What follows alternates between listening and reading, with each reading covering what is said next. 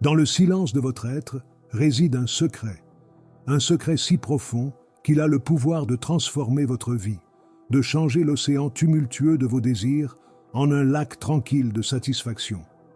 Ce n'est pas un récit tiré des écritures anciennes ou un mythe oublié, c'est un voyage vivant, vibrant, qui commence par un murmure, une simple mais profonde étape, le silence. Mais pas n'importe quel silence, un silence transformateur qui s'étend sur 40 jours, profondément enraciné dans la sagesse ancienne des enseignements de Bouddha. Imaginez une vie où chaque désir que vous avez eu est à portée de main, non pas par une poursuite acharnée ou un effort incessant, mais par le chemin serein du silence. Cette idée peut sembler paradoxale au premier abord, mais à mesure que nous plongeons dans les enseignements de Bouddha, nous commençons à démêler les mystères que ce silence recèle. C'est un voyage qui ne demande pas votre force physique, mais la volonté de votre cœur et l'ouverture de votre esprit. La première étape de ce voyage consiste à comprendre le pouvoir du silence. Dans les enseignements de Bouddha, le silence n'est pas simplement l'absence de son, c'est un état d'être profond. Une toile sur laquelle les vérités de la vie sont peintes en couleurs vives. Dans le silence, nous trouvons l'espace pour écouter, non pas le monde extérieur, mais notre moi intérieur. Cette voix souvent étouffée par le vacarme de notre vie quotidienne. Dans cet espace, nous découvrons des perspectives et une sagesse qui étaient toujours là, en attente de notre attention. Avant de poursuivre plus loin, nous devons d'abord comprendre sur quoi repose cette philosophie. Vous voyez, le voyage de silence et de découverte de soi que nous entreprenons aujourd'hui trouve ses racines dans la vie d'un homme nommé Siddhartha Gautama, qui est devenu connu sous le nom de Bouddha. L'histoire de l'origine de Bouddha et de son chemin vers l'éveil est un récit qui a résonné avec d'innombrables personnes à travers les siècles. Bouddha n'était pas une divinité ou un dieu, c'était un être humain, tout comme vous et moi. Il est né dans ce qui est aujourd'hui le Népal, vers 563 avant notre ère. Son lieu de naissance était un jardin paisible et sa mère, la reine Maya, l'a mis au monde sous un arbre sacré. Selon l'histoire, c'était une nuit remplie de tranquillité, et lorsque le bébé est né, il a fait 7 pas, et à chaque pas, une fleur de lotus a éclos. Cet événement miraculeux a été perçu comme un signe de bon augure. La vie de Siddhartha dans sa jeunesse était celle du privilège et du luxe. Il était un prince destiné à hériter du trône. Cependant, malgré l'opulence qui l'entourait, il ne pouvait échapper aux réalités de la souffrance humaine. Un jour, il s'aventura hors des murs du palais et fut témoin pour la première fois de la vieillesse, de la maladie et de la mort. Ces rencontres laissèrent une empreinte profonde en lui, et il commença à remettre en question la nature de la vie. Poussé par une profonde curiosité et un désir de comprendre la condition humaine, Siddhartha décida de quitter sa vie de confort et d'entamer un voyage de découverte de soi. Il abandonna sa vie royale, sa famille et tous ses biens matériels. Cette décision marqua le début de sa quête de vérité. Pendant de nombreuses années, Siddhartha erra à travers forêts et villages, cherchant des conseils auprès de maîtres spirituels et d'ascètes. Il pratiqua des formes extrêmes de mortification, croyant qu'une souffrance physique intense le conduirait à l'éveil. Cependant, il réalisa bientôt que de telles pratiques extrêmes n'étaient pas le chemin vers la libération. Un jour, alors qu'il était assis sous un arbre bodhi, Siddhartha prit une décision cruciale. Il résolut de méditer profondément jusqu'à ce qu'il atteigne la compréhension qu'il cherchait. Cela marqua le début de ces 40 jours de silence transformateur. C'est pendant cette période de méditation profonde que Siddhartha vécut des insights profonds sur la nature de l'existence. Sous l'arbre bodhi, Siddhartha atteignit l'éveil et devint le Bouddha, ce qui signifie l'éveillé. Il acquit une compréhension profonde des causes de la souffrance et du chemin vers la libération de celle-ci. Cette compréhension, connue sous le nom des 4 nobles vérités, devint le fondement de ses enseignements. Les enseignements de Bouddha se répandirent à travers le sous-continent indien et au-delà, attirant une foule de disciples et de pratiquants. Son message de compassion, de pleine conscience et de transformation intérieure résonna avec des personnes de tous horizons. En explorant le concept de silence, nous devons également considérer la nature du désir. Dans les enseignements de Bouddha, le désir est souvent perçu comme la racine de la souffrance. Cependant, lorsqu'il est abordé avec un esprit clair et un cœur ouvert, nos désirs peuvent devenir un chemin vers l'éveil et la satisfaction. La clé réside dans la compréhension de nos véritables désirs, ceux qui résonnent avec notre moi le plus profond, et non simplement avec les envies passagères du moment. Alors que nous avançons dans le cœur de ce voyage, nous embrassons les enseignements de Bouddha sur la pleine conscience et la méditation. Ces pratiques sont la pierre angulaire de nos 40 jours de silence. Grâce à la pleine conscience, nous devenons vivement conscients de nos pensées, de nos émotions et de notre environnement. Nous apprenons à les observer sans jugement, à comprendre leur nature et leur impact sur nos vies. La méditation, quant à elle, nous guide vers des états de conscience plus profonds, où le bruit de l'esprit cesse et où nous expérimentons une paix profonde. Cette paix n'est pas une simple échappatoire momentanée au chaos de la vie. C'est une expérience transformante qui change notre perception de nous-mêmes et du monde qui nous entoure. Dans cet état de paix, nos désirs ne nous contrôlent plus.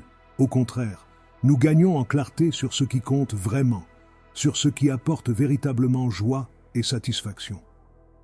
Cette clarté est la première étape vers la manifestation de nos désirs, non pas par la force, mais par un alignement harmonieux avec l'univers. Alors que nous poursuivons ce voyage de silence, nous commençons à comprendre que cette pratique n'est pas une retraite du monde, mais un engagement plus profond envers celui-ci. Dans le silence, nous devenons plus présents, plus conscients de la beauté et de la douleur de la vie. Nous devenons plus compatissants, plus empathiques, en comprenant l'interconnexion de toutes choses. Ce sentiment de connexion profonde est essentiel pour atteindre nos désirs, car il aligne nos objectifs personnels avec le bien commun. Plongeons maintenant plus profondément dans la sagesse intemporelle qui a guidé les chercheurs pendant des siècles. Dans ce silence, nous trouvons non seulement la solitude, mais aussi les échos des croyances anciennes, des philosophies et des paraboles qui illuminent notre chemin. Ces histoires et enseignements, transmis de génération en génération, détiennent les clés pour comprendre nos véritables désirs et les moyens de les accomplir. Considérez la parabole du bateau vide, un enseignement zen qui illustre l'essence de notre voyage. Un homme rame son bateau dans un brouillard dense lorsqu'un autre bateau le heurte soudainement. La colère monte en lui, mais lorsque le brouillard se dissipe, il voit que l'autre bateau est vide. La colère disparaît, car il n'y a personne vers qui la diriger. Cette parabole nous enseigne la nature de nos réactions et émotions. Dans le silence, nous apprenons à voir le vide du bateau, à comprendre que notre colère, nos frustrations et même nos désirs sont souvent dirigés vers des illusions, vers des choses qui n'ont pas l'essence que nous leur attribuons. En comprenant cela, nous trouvons la clarté et la paix. Alors que nous parcourons nos 40 jours de silence, nous nous rappelons le concept bouddhiste d'impermanence, anicca. Tout ce qui nous entoure, y compris nos désirs et souffrances, est transitoire. Dans notre silence, nous observons la montée et la chute de nos pensées et désirs, comprenant que s'y accrocher est une source de souffrance. Cette prise de conscience apporte une libération profonde, nous permettant de vivre pleinement et de poursuivre nos désirs sans attachement, en comprenant que la satisfaction ne vient pas du désir lui-même, mais du voyage et de la croissance qu'il apporte. Cette période de silence est également un moment de réflexion sur la philosophie du stoïcisme, qui enseigne la valeur de la paix intérieure et le pouvoir d'accepter ce que nous ne pouvons pas changer, tout en travaillant diligemment vers ce que nous pouvons. Marc Aurèle, un philosophe stoïcien, disait « Tu as pouvoir sur ton esprit, non sur les événements extérieurs. Prends conscience de cela et tu trouveras la force. » Dans le calme de notre esprit, nous apprenons à différencier nos réactions aux événements extérieurs de notre état intérieur. Cela nous permet de nous concentrer sur nos désirs intérieurs, en les alignant avec nos actions et nos pensées d'une manière harmonieuse et intentionnelle. Nous puisons également notre inspiration dans la parabole de la graine de moutarde. Dans cette histoire bouddhiste, une femme nommée Kissa Gotami perd son unique enfant et, accablée de chagrin, cherche de l'aide pour le ramener à la vie. Bouddha lui demande de lui apporter une graine de moutarde provenant d'une maison où personne n'est mort. Elle visite chaque maison du village, mais découvre que chaque foyer a connu la perte. À travers ce voyage, elle réalise l'universalité de la souffrance et accepte sa perte. Cette parabole nous enseigne la nature de nos désirs et l'importance de comprendre et d'accepter les vérités universelles de la vie. Dans notre silence, nous réfléchissons à nos propres désirs, en reconnaissant leurs racines et en comprenant comment ils se connectent à la grande tapisserie de la vie. La graine de moutarde est également mentionnée dans la Bible, et sa signification porte un message de foi et de potentiel de croissance. Dans la Bible, Jésus utilise la graine de moutarde dans une parabole pour illustrer le concept de foi et du royaume de Dieu. Cette simple histoire nous aide à comprendre des vérités spirituelles profondes. Dans l'évangile de Matthieu 17-20, Jésus dit « Si vous avez la foi comme un grain de moutarde, vous direz à cette montagne « Déplace-toi d'ici à là » et elle se déplacera, rien ne vous sera impossible. » Cette parabole souligne qu'une petite quantité de foi peut mener à des résultats remarquables. Imaginez une petite graine de moutarde. C'est l'une des plus petites graines que vous pouvez trouver, mais elle a le potentiel de devenir une grande et robuste plante de moutarde. De la même manière, Jésus nous dit que notre foi, aussi petite qu'elle puisse paraître, a le potentiel de croître et d'accomplir des choses incroyables. Le message ici est que nous ne devons pas sous-estimer le pouvoir même de la plus petite quantité de foi, tout comme la graine de moutarde peut grandir pour devenir quelque chose de significatif. Notre foi peut mener à de grands changements dans nos vies. Cela nous rappelle que la foi ne concerne pas sa taille, mais sa présence dans nos cœurs. Cette parabole nous encourage également à faire confiance au plan et au timing de Dieu. Lorsque nous prions ou demandons quelque chose, nous ne voyons peut-être pas des résultats immédiats, tout comme une graine prend du temps pour devenir une plante, mais si nous avons foi et patience, nous pouvons croire que Dieu travaille en coulisses pour apporter ce qui est le mieux pour nous. Alors que nous continuons notre voyage silencieux, nous devons nous rappeler le concept taoïste de Wu Wei, qui signifie non-agir ou action sans effort. Ce principe nous enseigne que la manière la plus efficace d'atteindre nos désirs n'est pas par une action forcée, mais en nous alignant sur le flux naturel de la vie. Dans le silence, nous nous harmonisons avec ce flux, comprenant quand agir et quand lâcher prise, permettant à nos désirs de se manifester naturellement. Nous plongeons maintenant dans le cœur de notre silence transformateur, en explorant comment intégrer cette pratique dans nos vies quotidiennes. Les enseignements et paraboles que nous avons rencontrés ont jeté une base, mais maintenant, nous devons donner vie à leur sagesse, en faisant d'eux une partie intégrante de notre existence. C'est ici que la véritable magie de notre voyage se déploie, où le silence devient non seulement une pratique, mais une façon d'être. Réfléchissez à l'ancienne philosophie taoïste de vivre en harmonie avec le Tao, l'ordre naturel de l'univers. Lao Tse, le grand philosophe chinois, a souligné l'importance de se comporter comme l'eau, adaptable, humble et pourtant puissante. Alors que nous continuons notre voyage silencieux, incarnons cette philosophie dans nos interactions quotidiennes. Au milieu de nos routines, nous maintenons un esprit silencieux et observateur. Cela ne signifie pas se retirer du monde, mais plutôt s'engager pleinement, de manière plus consciente.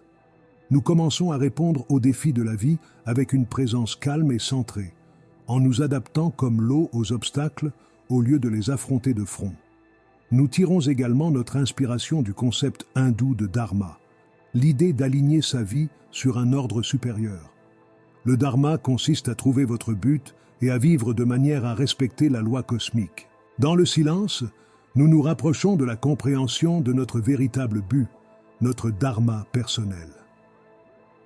Cette compréhension ne vient pas sous forme d'une épiphanie bruyante, mais d'une réalisation tranquille, d'une connaissance douce qui guide nos choix et nos actions, les alignant sur nos valeurs et désirs les plus profonds. Si nous regardons la tradition soufie, elle enseigne l'importance de trouver le divin dans la vie quotidienne. Les soufis croient que tout dans l'univers est une manifestation du divin, et que réaliser cette unité est la clé de l'accomplissement spirituel. Alors que nous continuons notre voyage silencieux, Nous pratiquons de voir le divin dans tout ce qui nous entoure. Cette pratique transforme notre perception du monde. Le banal devient sacré. Et nos désirs deviennent non seulement des souhaits personnels, mais des expressions d'une volonté divine plus profonde. La pratique d'intégrer le silence dans la vie quotidienne s'aligne également sur le principe bouddhiste de la voie du milieu, un chemin de modération entre les extrêmes de l'indulgence et de l'ascétisme. Dans notre voyage silencieux, nous trouvons notre voie du milieu. Nous apprenons à équilibrer nos responsabilités mondaines avec notre pratique spirituelle, en comprenant que les deux sont des aspects essentiels de notre voyage. Cet équilibre est crucial pour maintenir un état de paix intérieure et de clarté, nous aidant à naviguer dans nos désirs de manière harmonieuse et durable. À mesure que nous progressons dans ces 40 jours de silence, nous nous engageons également dans la pratique de la pleine conscience. La pleine conscience consiste à être pleinement présent dans l'instant, conscient de nos pensées, sentiments et de notre environnement sans jugement. Cette pratique nous aide à intégrer le silence dans chaque aspect de nos vies, nous rendant plus conscients, plus compatissants et plus en harmonie avec nos véritables désirs. Nous devons également affronter les défis inévitables qui surgissent lorsqu'on intègre le silence dans nos vies quotidiennes. Ce chemin, bien qu'enrichissant, n'est pas sans obstacles. C'est ici que nous non seulement reconnaissons ces difficultés, mais apprenons aussi comment les surmonter avec grâce, en approfondissant notre pratique du silence et en nous rapprochant de la réalisation de nos désirs. L'un des premiers défis que nous rencontrons est la résistance de notre propre esprit. L'esprit, habitué à une stimulation constante et à un bavardage incessant, peut se rebeller contre ce calme inhabituel. Ici, nous pouvons nous tourner vers les enseignements de la pleine conscience, un principe central dans les pratiques bouddhistes. La pleine conscience nous apprend à observer nos pensées sans nous y attacher, à les reconnaître sans en être contrôlés.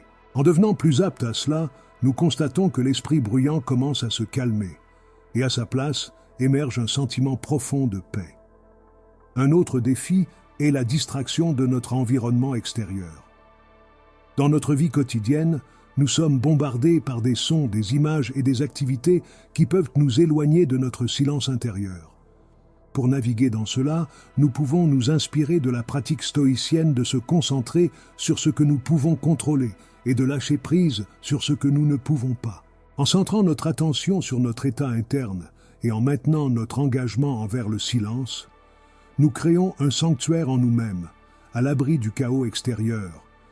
Nous devons également faire face à l'épreuve de maintenir notre pratique au milieu de nos responsabilités et interactions quotidiennes. C'est ici que le concept de karma yoga, le yoga de l'action, devient pertinent. Dans la philosophie hindoue, le karma yoga consiste à accomplir son devoir de manière désintéressée, sans attachement aux résultats. Nous nous engageons dans nos tâches quotidiennes avec une attention et une dévotion totale, mais nous le faisons depuis un lieu de silence intérieur et de paix. Cette approche transforme nos actions en une forme de méditation, nous gardant connectés à notre pratique même dans les moments les plus occupés. Alors que nous approfondissons notre pratique, nous pouvons également rencontrer des bouleversements émotionnels. Le silence fait souvent remonter à la surface des sentiments et des pensées qui étaient enfouis. La tradition soufie offre une belle métaphore pour ce processus. Le cœur est comme un miroir qui doit être poli. Grâce à la pratique du silence, nous polissons notre cœur en éliminant la poussière des émotions non traitées. Ce processus, bien que parfois difficile, est essentiel à la croissance personnelle et à la manifestation de nos véritables désirs. Un autre aspect important de l'approfondissement de notre pratique est d'apprendre à faire confiance au voyage. Dans le taoïsme, il y a une confiance profonde dans le Tao, le flux naturel de l'univers. À mesure que nous continuons notre pratique du silence, nous apprenons à faire confiance à ce flux, en comprenant que nos désirs se manifesteront en leur temps et de leur manière. Cette confiance n'est pas passive, c'est une reddition active, un lâcher-prise sur le besoin de contrôler chaque aspect de nos vies. Nous arrivons maintenant à la partie la plus cruciale de notre voyage transformateur. Se concentrer sur l'art de manifester nos désirs à travers la pratique profonde du silence. Cette phase consiste à exploiter les transformations intérieures que nous avons vécues et à les canaliser vers la réalisation de nos aspirations les plus profondes. Le silence que nous avons cultivé n'est plus seulement une pratique, il devient un outil puissant, un conduit par lequel nos intentions peuvent se manifester dans la réalité. La première étape de ce processus de manifestation est la clarté. Dans la tranquillité de nos esprits, nous pouvons maintenant voir nos véritables désirs plus clairement que jamais. Il ne s'agit pas de désirs superficiels, mais d'aspirations profondément enracinées, alignées sur notre moi supérieur. Avec cette clarté, nous formulons des intentions, non pas comme des souhaits passagers, mais comme des objectifs clairs et ciblés. Cette clarté est cruciale, car elle dirige notre énergie et notre attention vers ce qui est vraiment important, en filtrant le bruit qui nous distrait souvent de nos objectifs. Ensuite, nous engageons dans la visualisation, une technique enracinée dans de nombreuses traditions spirituelles, y compris l'hindouisme et le bouddhisme. La visualisation est la pratique de créer une image mentale détaillée de notre résultat souhaité. Dans notre état de silence profond, notre esprit devient un terrain fertile pour planter les graines de nos intentions. Nous imaginons non seulement le résultat final, mais aussi le processus pour y parvenir, les émotions qui y sont associées et l'impact qu'il aura sur notre vie. Ces images vivides agissent comme un plan directeur, guidant notre subconscient vers la réalisation de nos désirs. Le pouvoir de la croyance joue un rôle central dans ce processus. Comme nous l'avons appris de diverses philosophies, y compris la loi de l'attraction, nos croyances façonnent notre réalité. Dans la tranquillité de notre pratique silencieuse, nous cultivons une croyance forte en la possibilité de réaliser nos désirs. Cette croyance n'est pas seulement une pensée optimiste, c'est une conviction profonde, enracinée dans la compréhension et la sagesse que nous avons acquises tout au long de notre voyage. L'action est le pont entre notre monde intérieur de silence et la réalité extérieure. Ici, nous sommes guidés par les principes du karma yoga en prenant des actions alignées avec nos intentions, mais détachées des anxiétés liées aux résultats spécifiques. Nos actions deviennent plus intuitives, plus en phase avec le flux naturel de la vie. Nous constatons que les opportunités commencent à s'aligner avec nos intentions. Et nos efforts rencontrent moins de résistance, comme si l'univers lui-même conspirait pour nous aider à réaliser nos rêves. Enfin, nous pratiquons la gratitude, un élément clé dans de nombreuses traditions spirituelles, y compris le christianisme, l'islam et les croyances indigènes. La gratitude est la reconnaissance et l'appréciation de ce que nous avons déjà et de ce qui est encore à venir. Elle nous garde ancrés et connectés au moment présent, en veillant à ce que la poursuite de nos désirs ne devienne pas une course sans fin. Dans notre silence, nous cultivons un profond sentiment de gratitude, qui non seulement améliore notre bien-être, mais attire également plus de positivité dans nos vies. Dans cette 5e partie de notre voyage, nous avons exploré comment manifester nos désirs à travers la pratique du silence. Nous avons appris l'importance de la clarté, de la visualisation, de la croyance, de l'action et de la gratitude dans ce processus. En concluant notre voyage, nous emportons avec nous non seulement la réalisation de nos désirs, mais une transformation profonde qui imprègne chaque aspect de nos vies. Le voyage ne s'arrête pas ici. La pratique du silence devient un compagnon de vie, un sanctuaire auquel nous pouvons toujours revenir. Elle nous rappelle le potentiel infini qui réside en nous et la beauté d'une vie vécue en harmonie avec nos vérités les plus profondes.